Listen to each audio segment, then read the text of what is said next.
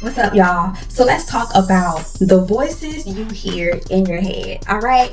But I'm not talking about anything associated with mental illness. What I'm talking about is being able to distinguish between your inner dialect and the inner talk from above, from God, from your angels, from your ascended masters, your ancestors, your loved one that's passed on. I'm talking about that inner guidance you hear, that's basically pushing you to go in the right direction, to your manifestations, to something that's going to get you out of harm's way, or to help guide you to the answers you need here in the physical reality, to help you with anything that's going on in your life. So let's talk about it, right? The voices in your head. How can we even tell the difference between us talking to ourselves, just having that little chitter chatter, and even with the negative self-talk, to being able to hear the inner guidance? Well, here's how you can tell. Well, for one, the voices you're like, do they sound different, or how does that work? Really, it sounds just like you. The voices that you hear that come from above sounds just like you. But here's the difference. The information that comes, if you just take a moment to sit still and to quiet your mind,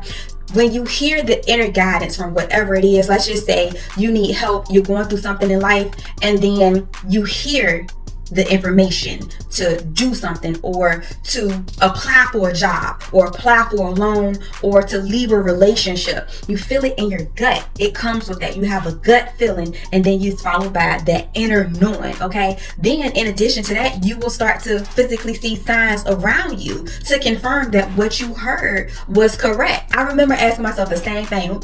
Is that me? Am I talking to myself? Is that me? And I remember the inner voice would say, no, it's your angels, it's your ancestors, it's your spirit guides. And then I would feel this warm energy, like they was hugging me. It's so beautiful, right? These things are very real. It is nothing to be feared, because it exists either way. Whether you know what's happening or not, it's happening, okay?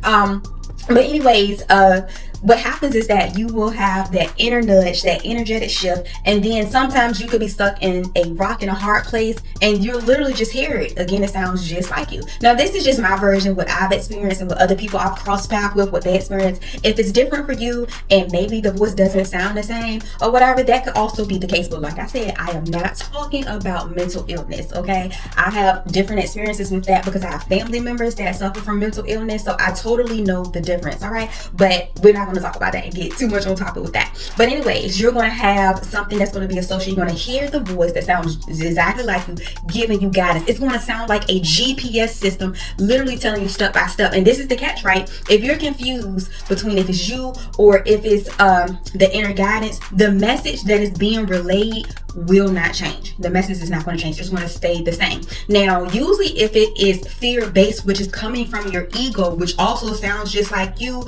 you're going to be nervous. It affects your central nervous system. You're going to be shaking. And this is a different type of nervous, not the one where you have stage fright or something like that. This is the nervousness like, oh my God, like, oh, you know, the nervousness like, oh, I may not get into this college, oh, I may not get approved for this loan, or oh, this relationship is not going to work out, or, you know, just whatever, you know, it has that feeling. That is the ego trying to tell you that something isn't going to work, and it keeps you from moving forward. It's like a defense mechanism from the ego that is not coming from above. So you want to try to ease that down, and you can do that through meditation and going out into nature, journaling and scripting, and just positive affirmation helps to quiet that voice, right? Now, with the inner guidance from above, it's going to be a sensation in your heart chakra area, in your solar plexus here, and your sacral area. You're going to feel that, and you're going to know, because the messages will not change. When I had inner guidance, sometimes the inner guidance does tell us stuff that we are not ready to hear, we don't want to hear, but it's a hard truth that we need. Like once I had the inner knowing and that inner voice telling me I needed to leave a toxic relationship,